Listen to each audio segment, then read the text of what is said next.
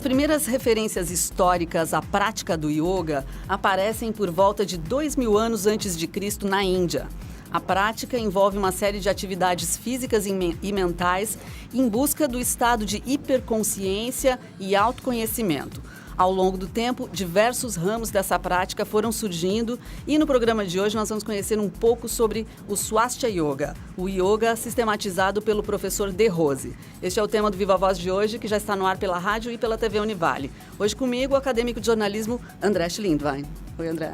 Boa tarde, Lisa. Uma boa tarde para você que acompanha o Viva Voz pela rádio Univale FM nos 94,9, também pela TV Univale no canal 11 da TV fechada aqui em Itajaí. Para entrar em contato com a gente é fácil, o Facebook é facebook.com/VivaVozUnivale, Twitter @VivaVozUnivale ou pelo e-mail que é vivavozunivale@hotmail.com. Para conversar sobre este assunto, o nosso convidado de hoje é o professor Carlos Alquati, professor de Swastika Yoga. Obrigada pela presença, Carlos. Boa tarde, obrigado, Lisa, pela indicação. Carlos, bom, acho que a gente precisa começar entendendo um pouco melhor do yoga. Eu falei rapidamente sobre isso, mas como é que você define yoga? Bom, o yoga, ele tem até mais de uma definição, no meu ponto de vista. Ele é uma filosofia de vida, muito praticada e difundida onde surgiu na Índia. Claro que depois de muito tempo isso acabou se expandindo pelo Oriente e veio para o Ocidente também. Mas trazendo ele para os dias atuais hoje, ele faz parte do meu dia todo. Então eu encaro até o yoga não só como profissão, mas sim como um estilo de vida. Então, uma forma da gente cuidar do nosso corpo, da nossa alimentação, dos nossos momentos de descanso. Isso influencia também nos nossos relacionamentos interpessoais, no nosso trabalho, nos nossos estudos. Então, é algo muito presente assim para quem pratica e para quem gosta, né? Bacana. E qual que é a diferença do Swastika Yoga para outras linhas do yoga? Então, quando surgiu a prática dessa filosofia, no início nem esse nome tinha. Então, o termo yoga ele foi atribuído a alguns séculos ou alguns milênios depois, né? E dentro dessa filosofia acabaram surgindo uma série de outros ramos, outras modalidades a partir daquele yoga original. E reconhecidamente existem 108 modalidades de yoga. E uma série de outras que são mais modernas, estão sendo até inventadas constantemente, misturadas. Agora tem power, yoga, essas coisas. Né? Misturadas com outras atividades bem diferentes até. Mas a que eu pratico, que eu conheci, que eu travei contato já fazem 8, quase 9 anos, é uma dessas 108 e ela foi fundamentada, foi sistematizada pelo professor De Rose. Ele é um carioca, né? Já mora em São Paulo aí há muitos anos e foi ele que deu início a esse trabalho, lá na década de 60.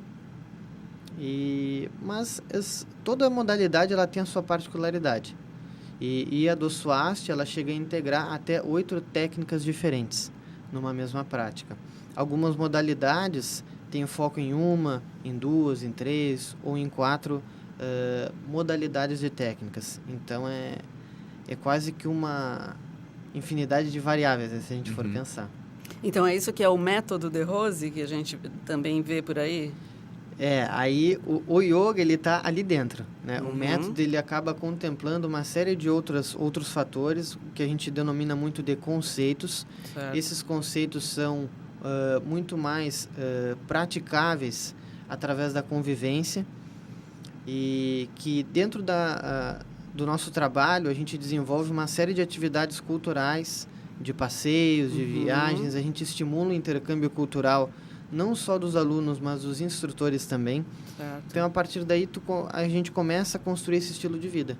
Okay. Começa a conhecer outras culturas, né, pessoas diferentes e tal. Então, gera-se um estímulo de relacionamento, Legal. de conhecer culturas, de boas maneiras, de boa alimentação. Então, é uma coisa bem ampla. Ah, bacana. O yoga, ele é um pouco mais restrito à parte de técnicas. Ok.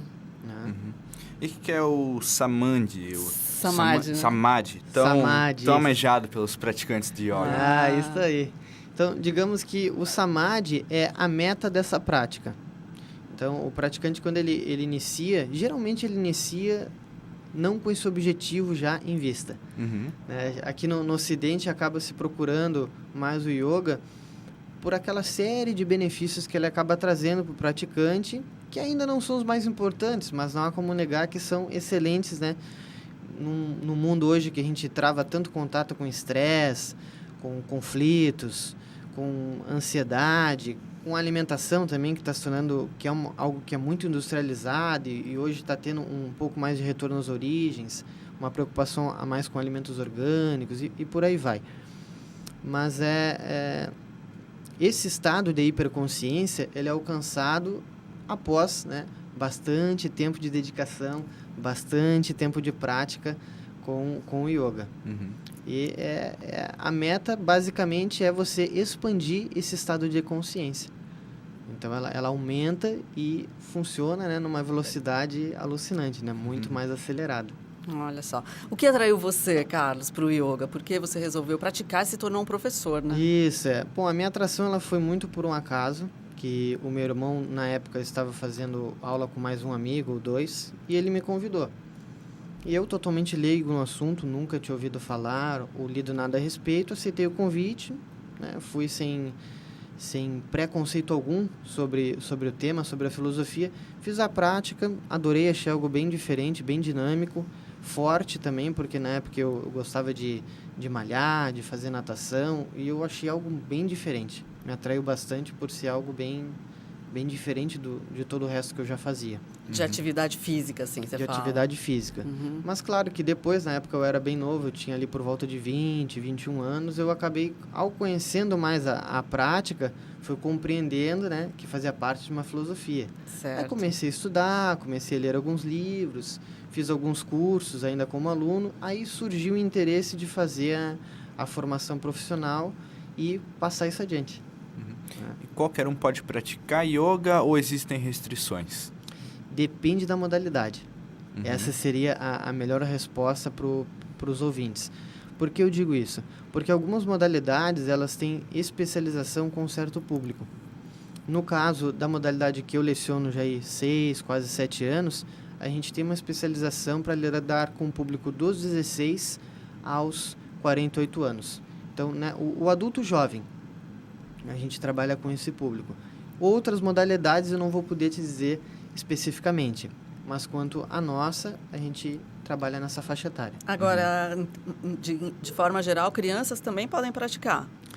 Nas modalidades mais modernas, né, surgiu esse foco em crianças. A gente já até viu algumas modalidades sendo criadas para os pets, né?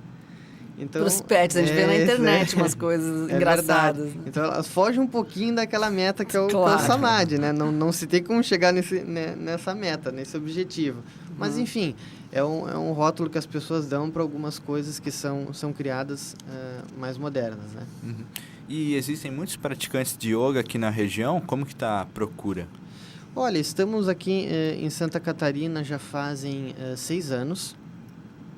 E desde que viemos aqui para a cidade, começamos os trabalhos em Balneário Camboriú, estendemos para Itajaí 2 anos depois, hoje já fazem 4 anos que estamos aqui, e a aceitação é muito bacana, nós temos um público bem crítico, né, composto por universitários, por empresários, por professores, né, então pessoas, formadores de opinião, e é um público bem bacana. Muito legal, está sendo muito bom trabalhar aqui na cidade de Itajaí. Eu acredito que são pessoas que vêm com interesses bem diferentes também, né, Carlos? Mas o que você diria que uma pessoa que pratica pode esperar do yoga, né? Quais são os benefícios? Você já falou de uma certa forma sobre alguns, mas em termos gerais, o que você de uma forma bem geral, a pessoa quer colocar um pouquinho de ordem na casa. Né? Que ela acaba percebendo que ou pelas correrias do dia a dia, ou porque ela somente acorda, trabalha, dorme, acorda, trabalha, fica naquela rotina maçante, estressante, então ela percebe após um determinado ponto que ela precisa se cuidar mais. E de certa forma, a gente não tem como reparar determinados erros que às vezes acontecem com o tempo, né? Então, se a gente trabalhar às vezes 20, 30 anos com uma postura incorreta, vai ser difícil a gente conseguir reverter isso depois, né? Então, isso afeta, por exemplo, o funcionamento dos órgãos internos, afeta a respiração, vai afetar, consequentemente, a parte emocional, motivação, vai afetar a produtividade da pessoa, o desempenho dela e tudo mais. Então, como está uma coisa muito ligada à outra, às vezes a pessoa é levada, né, querendo administrar o estresse, ou a pessoa quer cuidar um pouquinho melhor da alimentação, sabe que no yoga as pessoas cultivam uma alimentação um pouquinho mais saudável, mas uma série de outros fatores, né, para complementar às vezes um esporte, uma outra atividade que a pessoa queira ter um rendimento melhor. Na parte dos estudos também, alguns alunos, né, que querem prestar concurso público, ou alunos de alguns cursos mais concorridos, como a medicina, então eles nos procuram para trabalhar mais a questão de foco, de concentração, então melhorar também o raciocínio, então é algo bem, bem amplo mesmo. E do ponto de vista físico? Do ponto de vista físico, a gente observa nas técnicas corporais um excelente incremento de força, de flexibilidade, mas essa força não só em parte da musculatura. Isso acontece muito também nas articulações.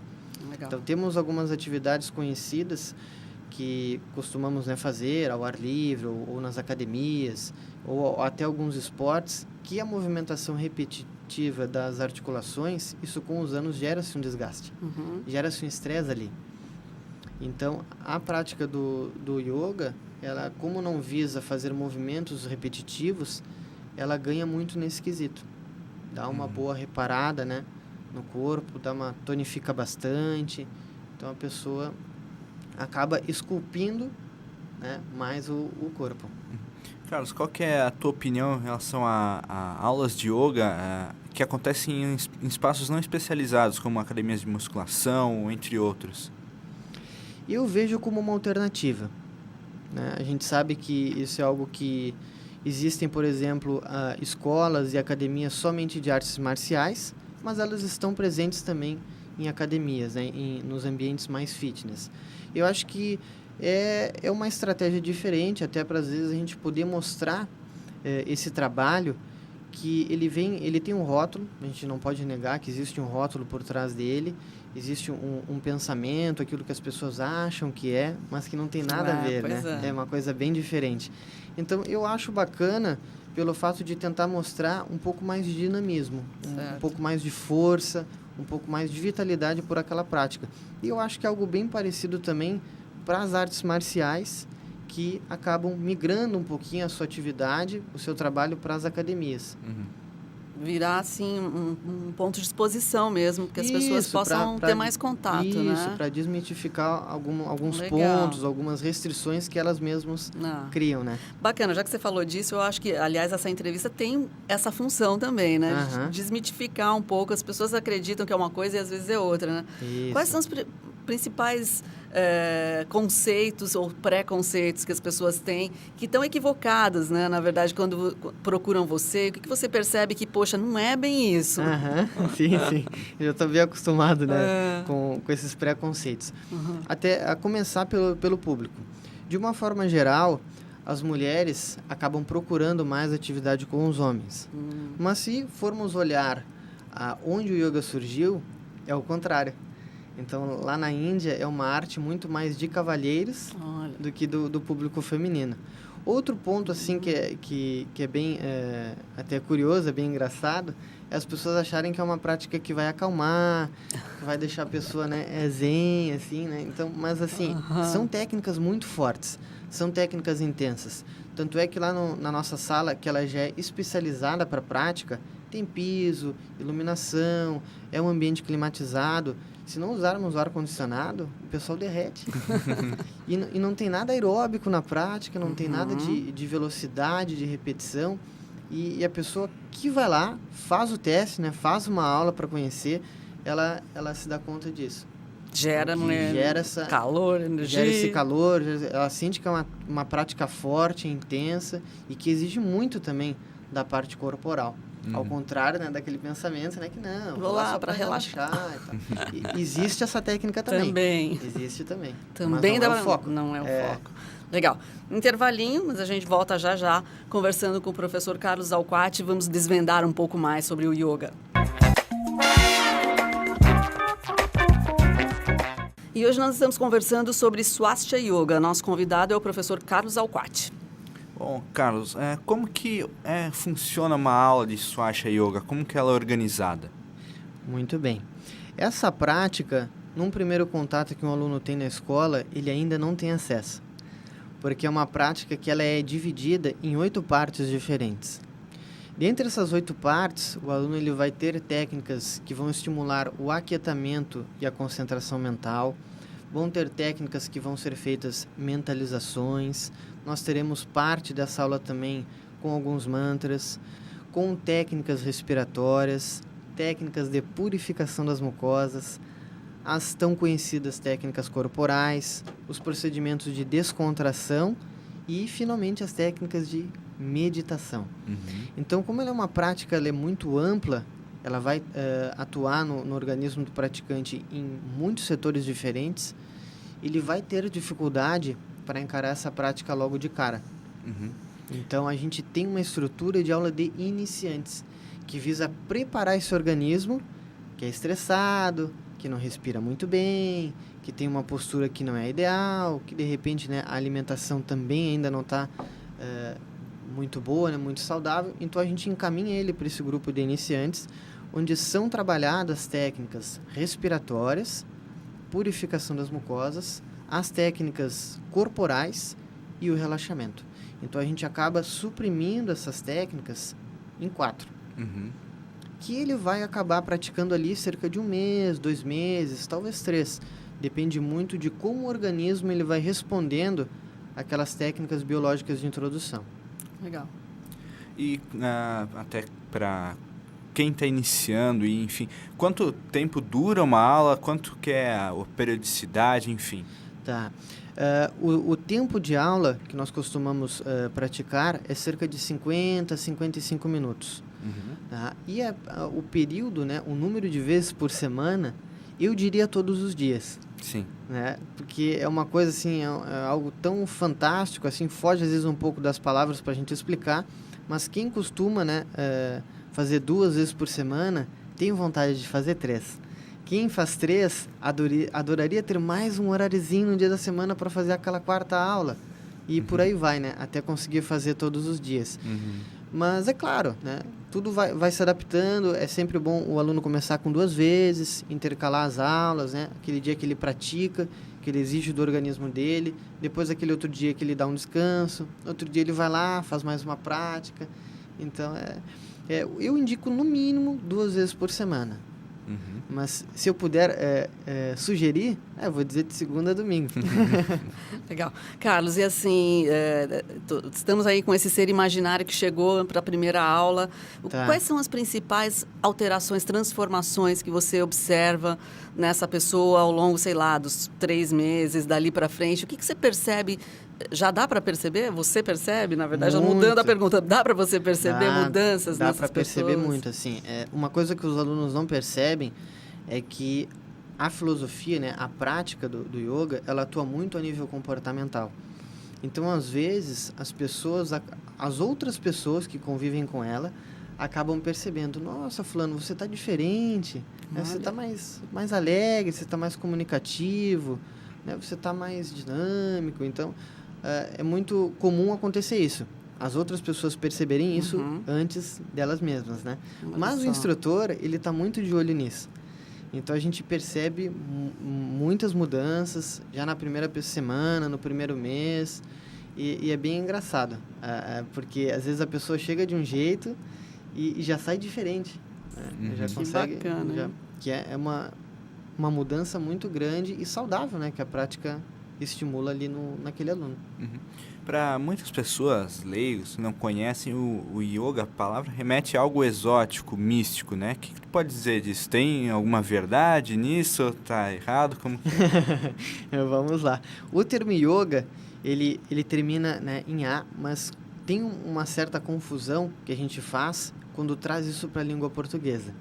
Primeiro porque o termo é em sânscrito, e esse termo terminado em A, ele é de gênero masculino.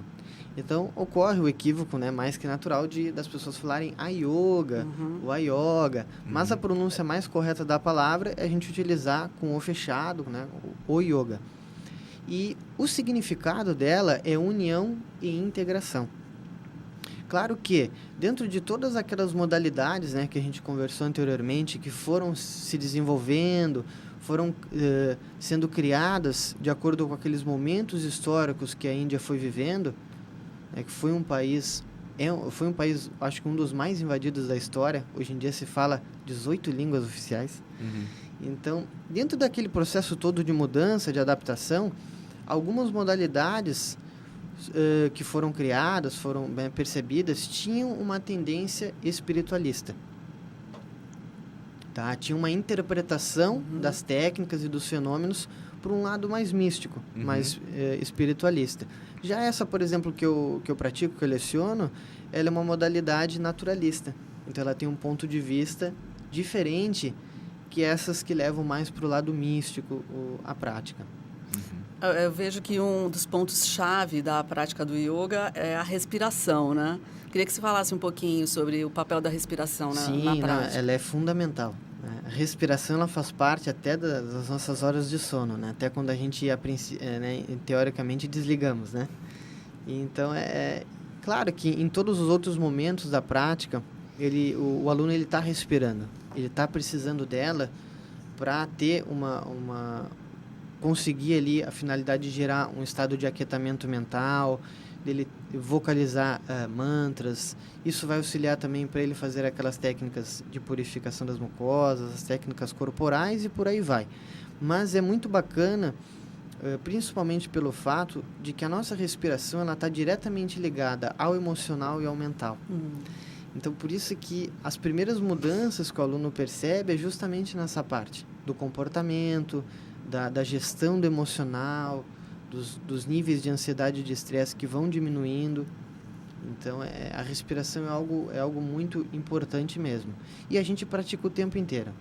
Então, justamente, né, temos um modelo de respiração ali na prática, que o aluno ele vai treinar em separado, depois ele vai aliar isso aos outros momentos da prática, e aquilo que a gente julga que a gente deve trazer para o dia a dia.